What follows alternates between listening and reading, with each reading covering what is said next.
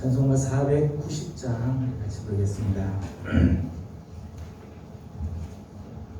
찬송가 490장입니다.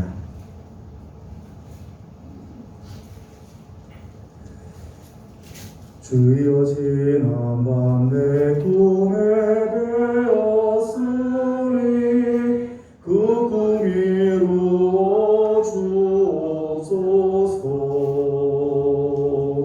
밤과 아침의 계시로 보여주사 항상 은혜를 주옵소서. 나의 놀라운 꿈 정녕 남이기는 장차 그 은혜 받을 편이. 나의 놀라운 꿈 정녕 이루어져 주님 얼굴을 배우리라. 마음 괴롭고 아파서 낙심될 때 내게 소망을 주셨으며 내가 영광의 주님을 바라보니 앞길 환하게 보이도다. 나의 놀라운 꿈 정녕 남이기는 장차 그 은혜 받을 편이. 나의 놀라운 꿈 정녕 이루어져 주님 얼굴을 배우리라. 세상 풍조는 나날이 변하여도 나는 내 믿음 지키리니. 인생 살다가 죽음이 꿈 같으나 오직 내 꿈은 참되리라. 나의 놀라운 꿈 정녕 남이기는 장차 그 은혜 받을 편이. 나의 놀라운 꿈 정녕 이루어져 주님 얼굴을 배우리라. 아멘. 찬송가 532장 한 장 더 부릅니다. 532장입니다.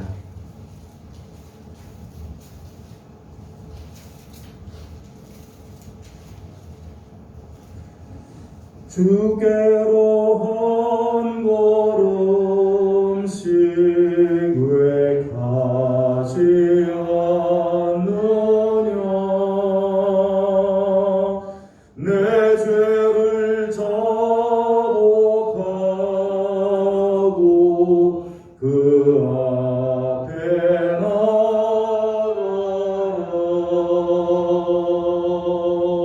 한 걸음씩 한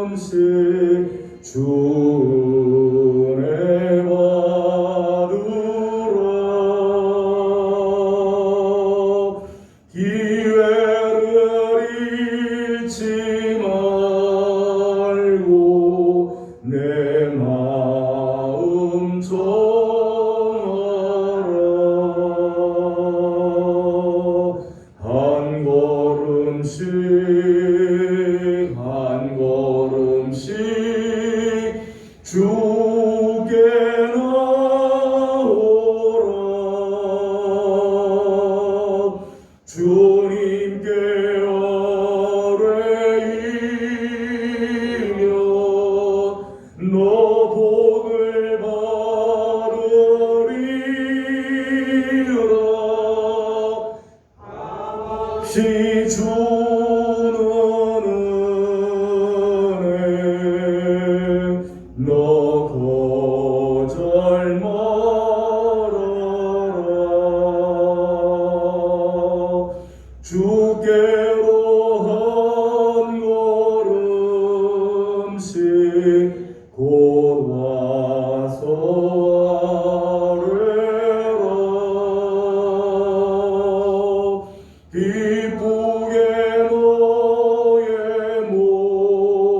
몸을 주 앞에 드리라.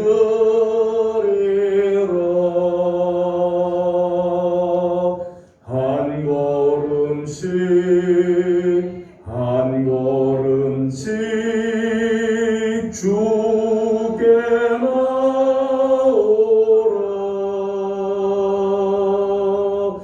주님께 아뢰이며 너 복을 받으리라. 값없이 주는 은혜 너 거절 말아라.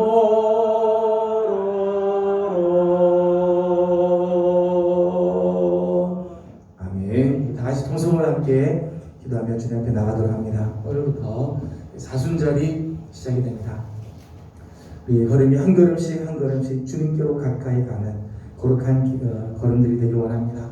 부른 찬송처럼 우리의 죄를 자복하고 주께로 나가며 오늘도 하나님 은혜를 사모하며 주 앞에 나왔는데 주님을 깊이 만나는 귀한 시간이 될 수 있도록 우리의 마음의 모든 염려들과 근심들 혹 하나님 앞에 부끄럽고 연약한 모습들 하나님 다 내려놓고 주의 보혈로 씻어주시고 정결하게 주께로 나가는 복된 아침이 되도록 다 같이 통성을 함께 기도합니다. 다 같이 기도드리겠습니다.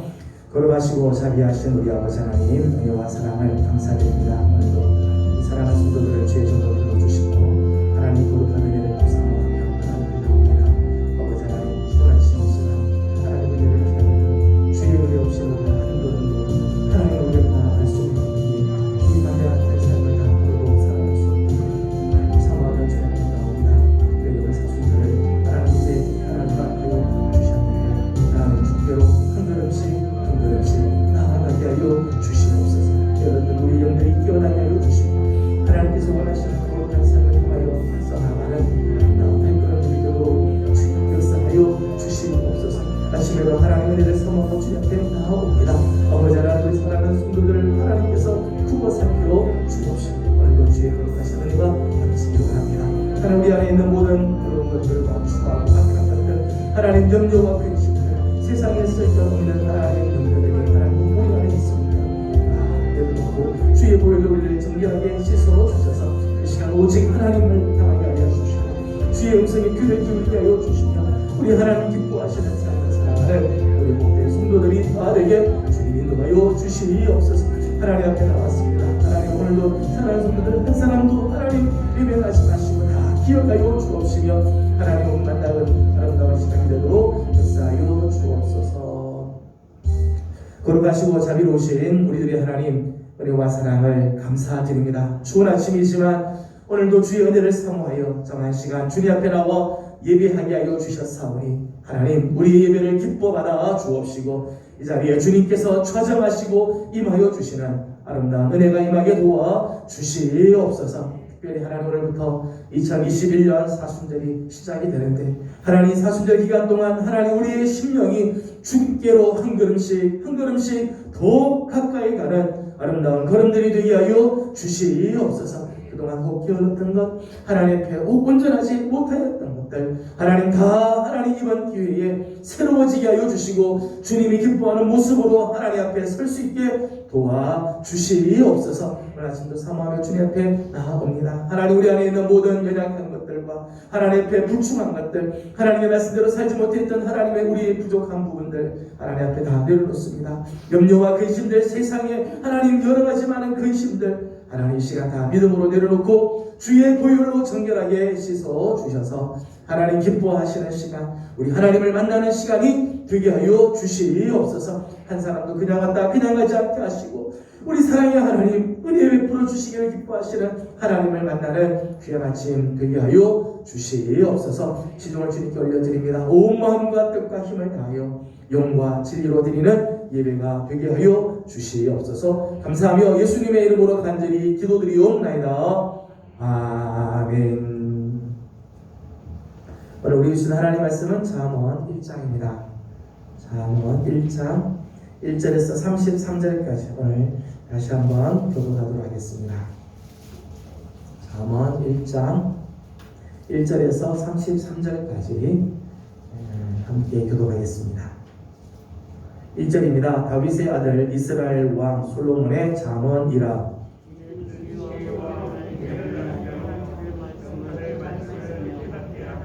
지혜롭게, 공의롭게, 정의롭게, 정직하게 행할 일에 대하여 훈계를 받게 하며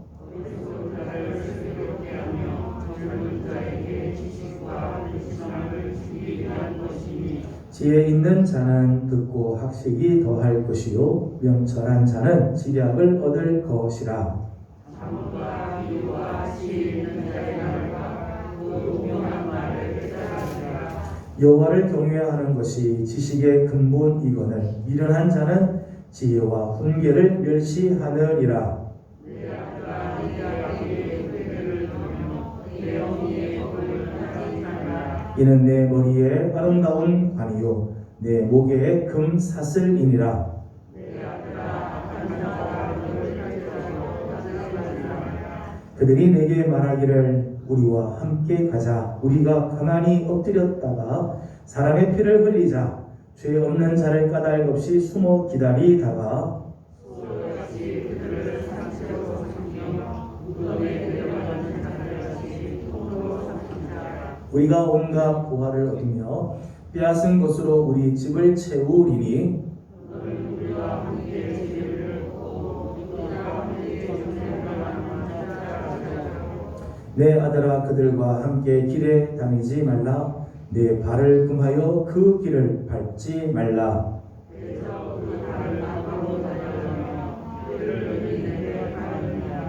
새가 보는 데서 그물을 치면 헛일이겠거늘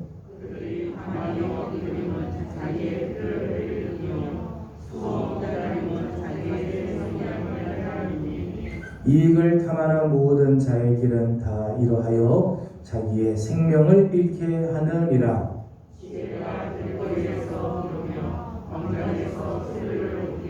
시끄러운 길목에서 소리를 지르며 성문 어귀와 성중에서 그 소리를 발하여 이르되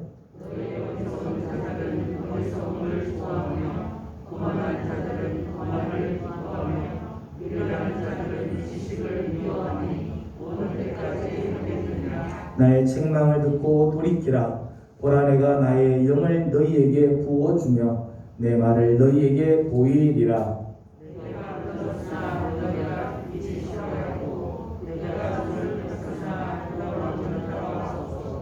도리어 나의 모든 교훈을 멸시하며 나의 책망을 받지 아니하였은즉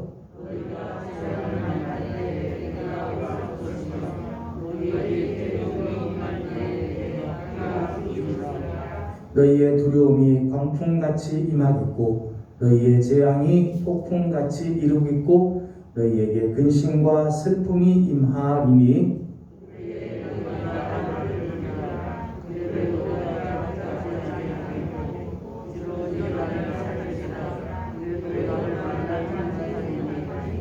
대저 너희가 지식을 미워하며 여호와 경외하기를 즐거워하지 아니하며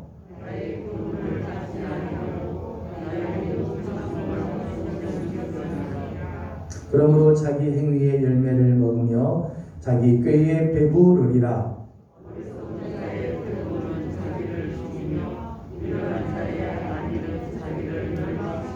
다시 운동합니다.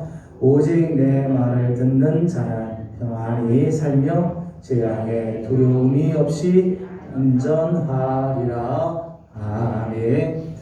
주님의 은혜를 사모하는 우리 귀한 식구 모든 성도들에게 하나님의 자비하심과 또 은혜와 평강이 넘치기 바랍니다.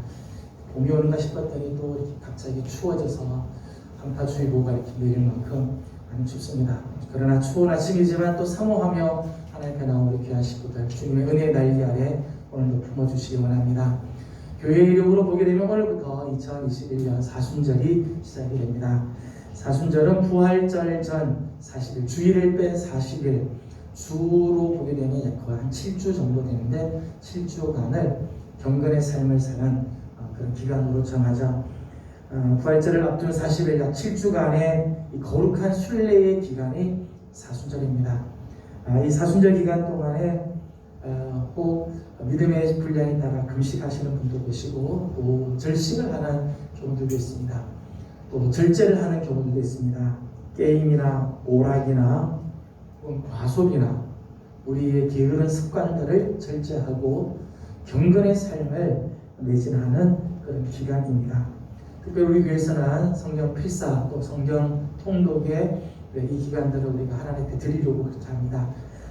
저는 이 기간 동안 우리가 정말 경건의 삶을 살고 주님 앞으로 한 걸음씩 더 가까이 가는 아름다운 기간이 되길 원합니다. 말씀의 회복이 있고 기도의 회복이 있고 또 하나님 앞에서 우리에게 주신 사명과 주신 사역의 섬김의 회복이 있으며 복음을 전하는 아름다운 전도의 회복이 우리 가운데 있기를 원합니다. 오늘부터 시작되는 거룩한 이 순례의 기간 하나님께서 주시는 귀한 은혜가 여러분 가운데 있으며 이 기간을 통해서 하나님 앞에 아름답게 나가는 성도들 되기를 축복합니다.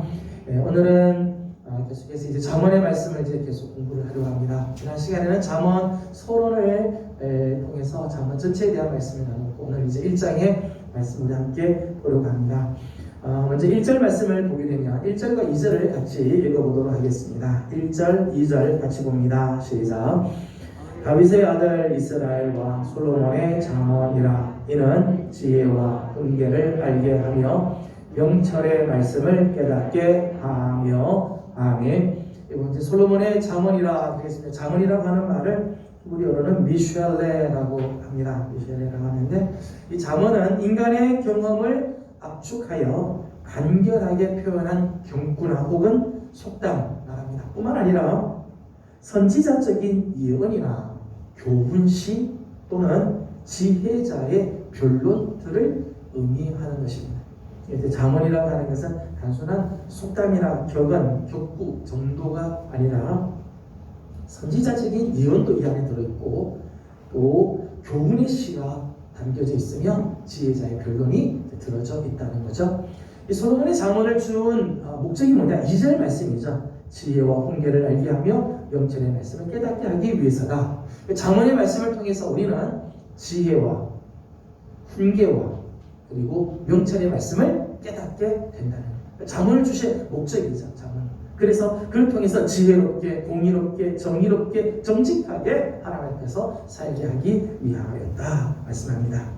지혜라고 하는 말은 지난 시간에 잠깐 말씀드렸습니다만은 호크마라고 말합니다. 호크마라고 하는데 잠언의 핵심 단어죠. 잠언에서 가장 많이 나오는 단어는 지혜라고 하는 말입니다. 원어상으로는요, 호크마는 삶 전반에 걸쳐 적용되는 기능적, 도덕적, 종교적 지혜를 포괄하는 용어입니다.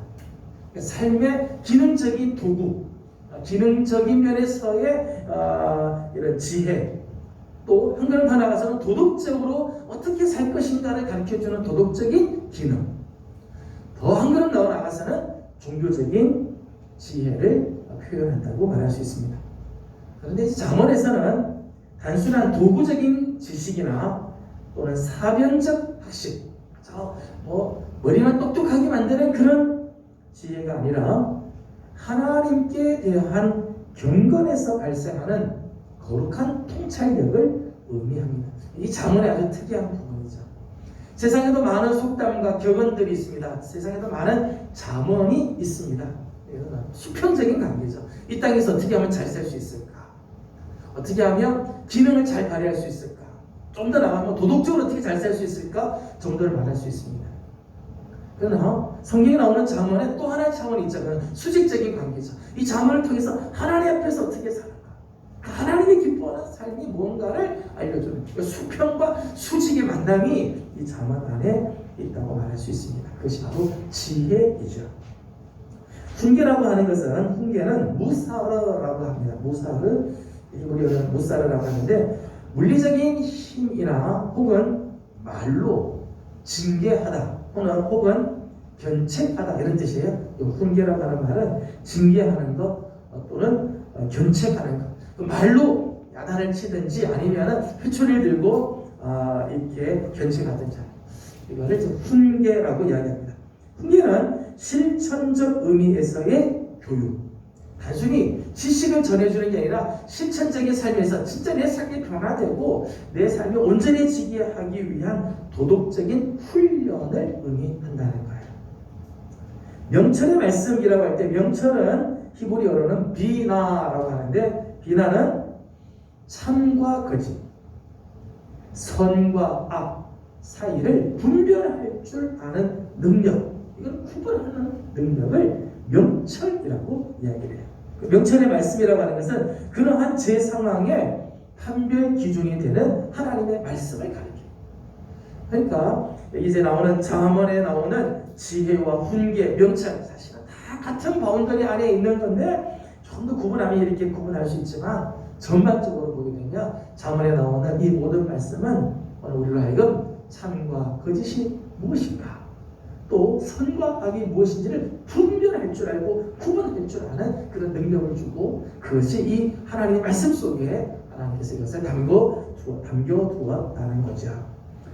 잠언을 우리에게 준 목적은 바로 이와 같은 지혜와 훈계를 들으며 명철의 말씀에 귀를 기울이게 하기 위해서 이 잠언을 주었다는 거예요. 오늘 1장 말씀을 보게 되면 이 지혜와 훈계를 듣는 사람에게 주는 아름다운 복이 있어요. 하나님께서 우리에게 이 잠언을 통해서 우리에게 말씀해 주실 때 그 지혜와 훈계를 듣고 명철의 말씀을 받아들이는 사람에게는 어떤 복이 있는가? 9절 말씀을 읽어보겠습니다. 9절입니다. 시작. 이는 내 머리에 아름다운 관이요 내 목에 금사슬이니라. 아멘. 먼저 이 잠언에 나오는 지혜, 훈계, 명철의 말씀, 이것은 우리 머리에 아름다운 관, 우리 목에 이 금사슬과 같아요. 아름다운 관이라고 하는 말은 은총의 관 또는 영화로운 관 이렇게 해석할 수도 있습니다. 은총의 관, 영화로운 관. 그래서 이 관이 씌워지면 하나님의 은총이 머물 수밖에 없다는 거예요. 하나님의 은총이 머물게 하는 관. 이 관을 쓰게 되면 영광스러운 삶을 보장받게 되는 거예요. 그러니까 지혜가 참 얼마나 귀한지 이 지혜의 말씀을 듣고 이 지혜의 말씀을 따라서 우리의 삶이 변화되고 그 지혜를 쫓아갈 때 우리 머리에는 이렇게 아름다운 관이 씌워져서 하나님의 은총이 우리 가운데 머물게 되고 우리의 삶이 영광스러운 삶으로 보장이 되는 축복이 있다는 거예요. 금사슬이라고 하는 금사슬은 명예, 권세, 위엄을 상징하는 말이에요. 고대 사회에서는 금사슬은 명예, 권세, 위엄을 나타내는 말입니다. 지혜는 사람을 존귀한 자리에 올려놔요. 존귀한 자리. 다른 사람이 함부로 대할 수 없는 위치에 이르게 한다는 거예요.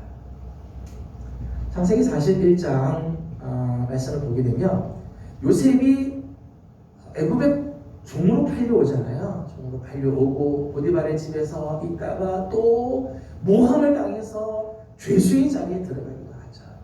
그러나 하나님께서 요셉에게 꿈을 해석할 수 있는 지혜를 주신 거지. 그 지혜로 말미암아 바로 앞에 서게 되고 바로의 꿈을 해석함으로 바로가 그를 애굽의 총리 자리에 올리게 돼. 근데 창세기 41장 42절 말씀 보면 그때 바로가 요셉에게 금사슬을 해줘. 금사슬. 존귀함, 명예, 위엄을 주는 거죠. 애굽에서 그래서 바로가 하는 말이 이 애굽에서 너보다 높은 사람은 나밖에 없다. 너보다 높은 사람은 나밖에 없다. 그렇게 높은 자리에 올려주죠. 그 지혜, 하나님의 그 지혜가 있는 사람은 정말 금사슬을 권세와 그리고 명예와 위엄을 드러내게 한다는 거예요. 다니엘에서도요. 다니엘 5장 29절 말씀 보게 되면 벨사살 왕 때 벨사살이 이 벽을 보니까 벽에 손이 나타나서 글을 썼는데 도대체 무슨 글자인지 무슨 뜻인지 모르는데 하여튼 무서워 벌벌벌 떨고 있을 때 다니엘이 그 글자를 해석을 해주죠. 메네 되게 우발하심. 하나님이 당신의 나라를 세 분이 모자라서 둘러 나눈다고 합니다. 뜻을 가르쳐줬어요. 그래서 벨사살이 다니엘에게 금사슬을 해주죠. 그를 존귀한 자리에 올려주게 됩니다. 그러니까 하나님의 지혜를 가지고 있는 사람은 세상 사람들이 함부로 할 수 없는, 요셉은 종으로 팔려오고 죄수의 자리에 있으니까 뭐 애굽에서 거의 뭐 이름도 없는 사람이잖아요. 먼지 같은 존재. 다니엘도 역시 바벨론의 포로로 잡혀온 존재예요. 인간 이하의 대접을 받을 수밖에 없는 사람이지만 하나님께서 주신 지혜가 있으니까 금사슬을 들고 존귀한 자리에 서게 된다는 거예요. 한마디로 말하면 모든 영광과 은총과 명예와 권세, 지혜와 훈계에 귀를 기울인 자가 얻게 된다는 거예요. 하나님께서 주신 이 지혜의 말씀에 귀를 기울이고 훈계의 말씀에 따라 살게 될 때 하나님은 그를 영광, 은총, 명예, 권세를 얻는 자리에 있게 해 주신다는 것입니다.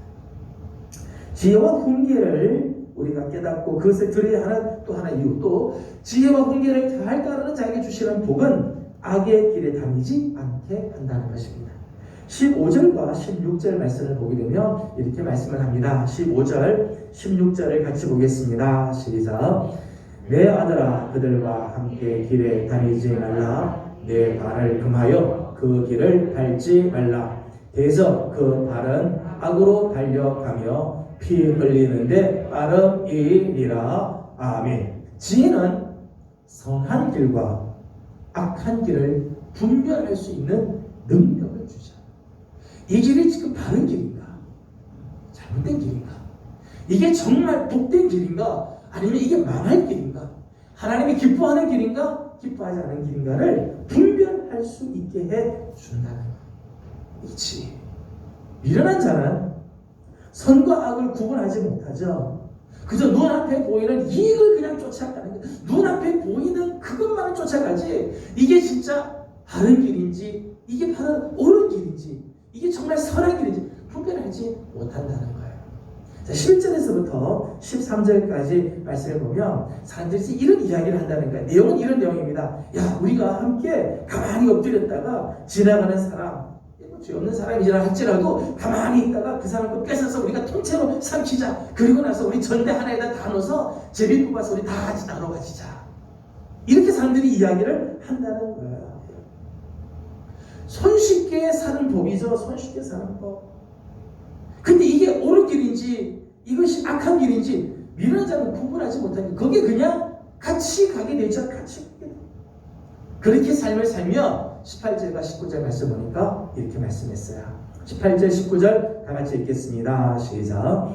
그들이 가만히 엎드림은 자기의 피를 흘릴 뿐이요 숨어 기다림은 자기의 생명을 해할 뿐이니 이익을 탐하는 모든 자의 길은 다 이러하여 자기의 생명을 잃게 하느니라. 아멘. 가만히 엎드렸다가 사람을 한 넘어뜨려서 그 것을 빼앗고 조용히 숨어서 기다리다가 다른 사람 넘어지길 기다렸다 그것을 빼앗으면 쉽게 내 삶이 부유해지고 편안하게 내가 모든 것을 다 얻을 수 있을 것 같지만은 그 결과가 뭔가 하면 자기의 피를 흘리게 되는 거고 자기의 생명을 해할 뿐이다. 이런 길은 자기의 생명을 잃게 만든다는 거예요. 미련한 자는 이걸 구분을 못하는 거지. 야, 이게 쉽게 이렇게 된단다. 이렇게 하면 우리 쉽게 우리 살 수 있다. 쫓아가는 거죠. 그러나 지혜는 우리의 발을 금하여서 갈 길과 돌아서야 할 길을 알게 해준다. 지혜의 참 귀한 복이죠. 지혜 때문에 우리가 많은 돈을 벌고 그런 건 아니지만 지혜는 오늘 우리가 가야 할 길이 뭔지를 알려줘요. 돌아서야 할 때가 어딘지를 알게 해준다. 그래서 시편 1편 1절 말씀은 이렇게 말씀하죠. 시편 1편 1절을 다 같이 읽어보겠습니다. 시편 1편 1절입니다. 시편 1편 1절 같이 있습니다. 시작. 복 있는 사람은 악인들의 꾀를 따르지 아니하며 죄인들의 길에 서지 아니하며 오만한 자들의 자리에 앉지 아니하고. 아멘. 복 있는 사람, 이때 말하는 복 있는 사람은 지혜로운 사람이죠. 정말 하나님께 지혜로운 사람은 악인들의 꾀를 따르지 않아요. 많은 악인들이 야 이게 옳다, 진짜 이게 참 좋은 생각이다 라고 이야기하지만 지혜로운 사람은 악인들의 꾀를 따라가지 않아요. 죄인들의 길, 수많은 죄인들이 야 이 길이 바른 길이다, 이 길이 편한 길이다, 이 길로 다 가자, 다 사람들이 몰려가도 지혜로운 사람은 이게 바른 길인지 죽음의 길인지 구분을 하니까 그 길을 따르지 않는다는 거예요. 오만한 자들의 자리, 사람들이 오만한데 오만한 사람들이 다 이 자리가 좋은 자리라고 이야기를 하지만 정말 지혜 있는 사람은 이게 앉아야 할 자리인지 박차고 나가야 할 자리인지 안다는 거죠. 이게 복 있는 사람의 모습입니다. 지혜의 말씀에 귀를 기울이고 훈계의 말씀을 따르는 자는 악의 길에 다니지 않게 하죠. 진정한 지혜자는요, 이익을 추구하는 자가 아니라 이를 쫓아가는 자가 아니라 의를 쫓아가는 자죠. 진리를 쫓아서 이랬다 저랬다 하지 않고 하나님 앞에서 바른 길, 공의와 정의의 길들을 쫓아가는 자입니다. 왜냐하면 탐욕은 패망을 낳게 하고 공의는 상급을 얻게 하기 때문이죠. 여러분, 눈앞에 보이는 이익, 오늘 하루에 눈앞에 보이는 이 이익을 막 쫓아가면 막 성공하고 부해지고 잘 살 것 같죠? 아니, 그 길의 마지막은요 패망이죠. 욕심은 죄를 낳게 되고 죄가 장성하며 사망을 낳게 되어 있어요.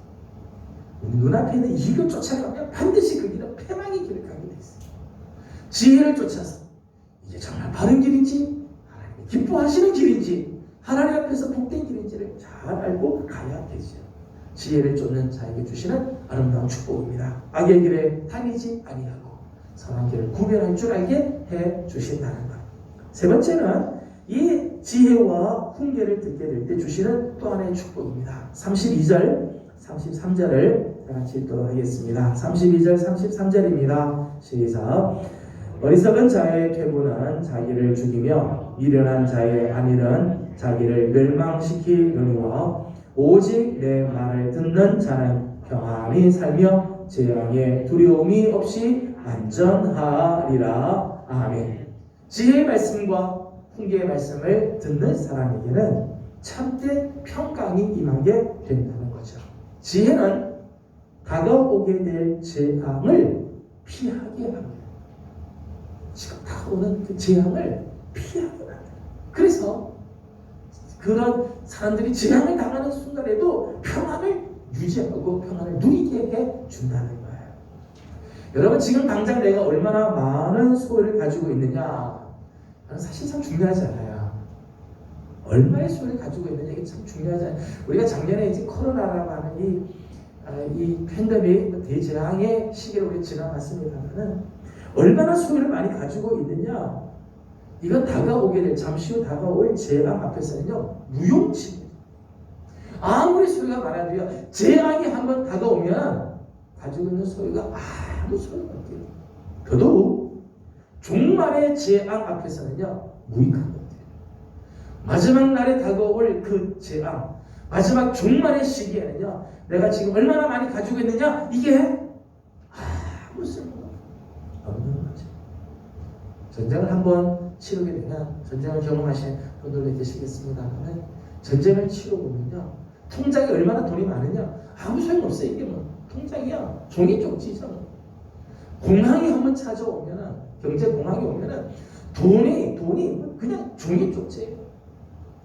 제가 한번 터키를 간 적이 있었는데, 터키가 그때 이제 경제 공항이 왔어요. 제가 100불을 바꿨더니요, 100불. 그 나라 돈으로요, 제가 억만장자가 돼요. 억만장자. 100불을 바꾸니까 억만 단위로 돈을 주더라고요. 와, 엄청나죠. 그런데 그 억만이 아무 가치가 없는 거예요. 택시 한번 타면은 그 중에 막 반이 날아가고. 이게 공항에 한번 오니까 돈 가치가 그냥 종이 쪽지밖에 안 돼요. 다 없어져 버려요. 재앙이 한번 오면 내가 가지고 있는 소유들이 아무 수가 없는 거지. 자, 내게 다가오는 그 재앙들로 인해서 내 삶이 막 두려움이 몰려오고 공포가 몰려오고 내 삶이 막 죽음으로 다가올 때 어떻게 할 거야? 오늘 32절 말씀 보면 이 어리석은 자, 미련한 자의 삶을 보면 저들은 안일하고 퇴보하는 삶을 통해서 끝내는 멸망하고 하민의 길로 치닫게 되어지죠. 그러나 지혜로운 자는 그 가운데서도 재앙에 두려움이 없이 안전하게 가게 된다. 그 가운데서도 피할 길을 열어주시고 하나님께서 주시는 생명의 길로 걸어가기 때문에 재앙이 와도 그 가운데서도 참된 평안을 누리게 된다는 것입니다.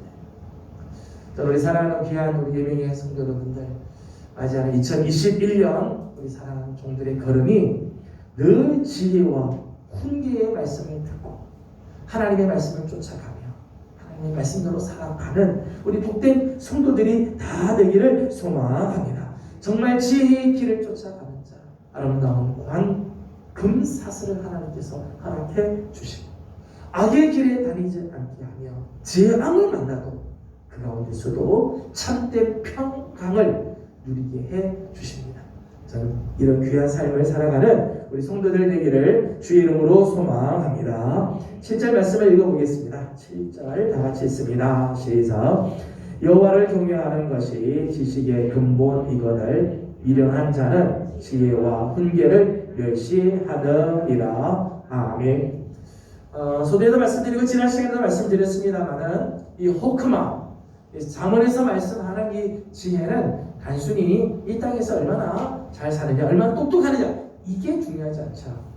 하나님 앞에서의 삶, 수평과 수직의 이 만남이 있는 것이 이 지혜입니다. 특별히 이제 7절 말씀을 보니까 이렇게 말씀했습니다. 여호와를 경외하는 것이 지식의 근본이다. 이 땅에 지식을 사람들이 좋아하지만 그 지식 근본이 뭔가 하면 여호와를 경외하는 데서부터 이 지식이 나온다는 거죠. 9장 10절을 읽어보겠습니다. 9장 10절을 같이 읽겠습니다. 1장 7절에서는 여호와를 경외하는 것이 지식의 근본이라고 이야기를 했고요. 9장 10절에서는 이렇게 말씀합니다. 9장 10절입니다. 시작. 여호와를 경외하는 것이 지혜의 근본이요 거룩하신 자를 아는 것이 명철이니라. 아멘. 9장 10절에서는 여호와를 경외하는 것이 지혜의 근본이다. 거룩하신 자를 아는 것이 진짜 명철이다. 그러니까 잠언에 나오는 지혜의 이 영적인 차원이죠. 진짜 지혜는 어디서 오느냐? 여호와를 경외하는 데서부터 지혜가 오고, 명철은 어디서 오느냐? 거룩한 자를 아는 것이 명철이고. 어디에 참된 지식이 있느냐? 여호와를 경외하는데 참된 지식이 있다는 거죠. 이 세상의 모든 지혜와 모든 지식과 명철함은 하나님으로부터 온다는 거예요. 하나님으로부터. 그러니까 진짜 참된 지식, 참된 지혜는 본질적으로 영적인 가치, 세상적인 가치가 아니라 종교적인 가치, 영적인 가치라는 거죠. 하나님을 알 때 진짜 이 지혜가 오게 되고, 진짜 참된 지혜는 하나님 앞에서 바른 삶을 살게 하는, 여호와를 경외하게 하고 여호와를 경외함으로 이 지혜를 받게 하는 거지. 세상적인 지혜도 있어요. 세상에는 지혜로운 자들, 세상에 지혜가 있는 사람들이 있죠. 11절에서 13절까지 말씀을 보게 되면 나름대로 사람들은 계획을 세우고 진행을 세우죠. 세상적인 지혜를 동원을 합니다. 손쉽게 세상을 살 수 있는 방법을 저들은 알고 있습니다. 그래서 풍족한 삶을 약속하기도 합니다. 그런데 그래서 사람들은 이 세상적인 지혜를 자꾸 쫓아가요. 세상적인 지혜도요, 내 삶이 풍족하게 한다고 약속을 해주고, 세상적인 지혜도요, 손쉽게 세상을 살 수 있는 길들이 있다고 이야기를 해주니까 사람들이 그 길을 따라요. 그 길에 서려고 하고 거기서 성공을, 꿈을 꾼다는 거죠. 그런데 세상적인 지식, 세상적인 지혜의 결정적인 결합, 치명적인 약점이 있습니다. 그 뭔가 하면 여호와를 경외하는 것이 빠져버린다. 하나님을 경외하는 삶이 그 안에 없다는 거예요. 여호와를 두려워하는 자세가 그 안에 없다는 거예요. 이 세상적인 지혜와 하나님의 지혜의 차이점. 세상적인 지혜도 똑똑하고 이 세상을 뭐 잘 살 수 있을 것 같아도요, 세상적인 지혜 속에는 여호와를 경외하는 자세가 기여가 되어 있어요. 하나님을 경외하는 마음이 없다고 하는 것은 하나님을 전혀 고려하지 않는다는 거예요. 세상적인 판단, 세상적인 지혜, 세상적인 어떤 계획에는요, 하나님을 고려하는 게 없어요. 그러니 하나님이 그들과 함께 해줄 수가 없는 거지요. 여호와 하나님을 경외하는 사람이 빠진 자에게, 하나님을 경외하는 마음이 빠져버린 자들에게는요, 지혜와 지식이 아무런 대답을 주지 않아요. 자, 28절과 29절 말씀을 보겠습니다. 28절, 29절을 같이 봅니다. 시작. 그때 너희가 나를 부르리라. 그래도 내가 대답하지 아니하겠고 부지런히 나를 찾으리라. 그래도 나를 만나지 못하리니 대저 너희가 지식을 미워하며 여호와 경외하기를 즐거워하지 아니하며. 아멘. 28절 29절 말씀 보니까 그때 너희들이 나를 아무리 불러도, 지혜를 아무리 불러도 내가 대답하지 않겠다. 너희들이 나를 아무리 찾으려고 부지런히 나를 찾아도 내가 너를 만나주지 않겠다. 여호와 경외를 즐거워하지 아니하고 하나님의 교훈을 받지 않고 하나님의 책망을 없이 여기는 자에게는 하나님이 더 이상, 지혜가 더 이상 대답해주지 않는다. 세상의 지혜를 쫓아가고 세상의 계략을 쫓아가며 세상의 지식을 쫓아가면 성공할 것 같아도요, 손쉽게 세상에서 잘 살 수 있을 것 같아도요, 아니, 결정적인 순간 지혜는 대답하지 않아요. 지혜가 만나주지도 않는다는 거예요. 26절 말씀을 보니까 26절에는 이렇게 표현을 했습니다. 26절을 다 같이 읽겠습니다. 시작. 너희가 재앙을 만날 때에 내가 웃을 것이며 너희에게 두려움이 임할 때에 내가 비웃으리라. 아멘. 26절 말씀에는 너희가 재앙을 만날 때 지혜가 말하면 내가 웃겠다, 조롱하겠다. 너희에게 두려움이 임할 때 내가 비웃으리라. 비웃으리라. 지혜가 비웃고 외면한다는 거예요. 하나님을 경외하는 삶이 없는 세상의 지혜, 그 지혜를 진짜 지혜가요, 비웃고 외면한다는 말씀이죠. 19절의 말씀을 보게 되면 아까 읽은 말씀입니다. 19절 말씀 보면 이런 세상적인 지혜의 끝은 자기 생명을 담보로 내놓아야 돼요. 세상적인 지혜를 쫓아가고 그 지혜를, 세상적인 지혜를 쫓아서 살아가면 잘 살 것 같은데 결국은 자기의 생명을 담보로 내놓아야 되고 그 생명을 잃어버리게 만들어 버린다는 거예요. 어리석은 자들은 여호와의 영의 말씀을 듣기를 싫어합니다. 하나님의 교훈과 책망을 멸시합니다. 23절 말씀 보니까 이렇게 말씀했어요. 23절 다 같이 읽겠습니다. 시작. 나의 책망을 듣고 돌이키라. 보라, 내가 나의 영을 너희에게 부어주며 내 말을 너희에게 보이리라. 아멘. 나의 영을 너희에게 부어주어 내 말을 너희에게 보여주리라. 하나님께서 이렇게 당신의 영을 부어주어서 하나님의 말씀을, 지혜를 주려고 하지만 25절 말씀 보니까 도리어 나의 모든 교훈을 멸시하며 나의 책망을 받지 아니함하였은즉. 하나님은 당신의 영을 부어서 우리에게 당신의 지혜를, 당신의 말씀을 주려고 하지만 어리석은 자들은 영의 말씀 듣기를 싫어하고 하나님의 교훈과 책망을 멸시하고 받지 않는다. 어리석은 자의 특징은요, 하나님의 음성을 듣지 않아요. 지혜의 음성을 듣지 않아요. 자기 좋아하는 소리, 자기 생각만 이야기, 자기가 좋아하는 소리만 들어요. 어리석은 자의 특징은요, 자기 이야기 하느라고 정신이 없어요. 듣지가 않는다는 거예요. 하나님의 음성에 귀를 기울이지 않고 하나님의 음성을 외면, 그 결과 지혜가 오히려 비웃고 지혜가 나중에는 저들을 외면해 버리게 됩니다. 저들의 삶에 두려움이 찾아오고 재앙이 찾아오고 근심과 슬픔으로 가득한 삶이 찾아오게 된다. 왜요? 우리의 삶을 지켜줄 지혜의 보호막이 없기 때문에 두려움이 찾아올 수밖에 없다는 것입니다.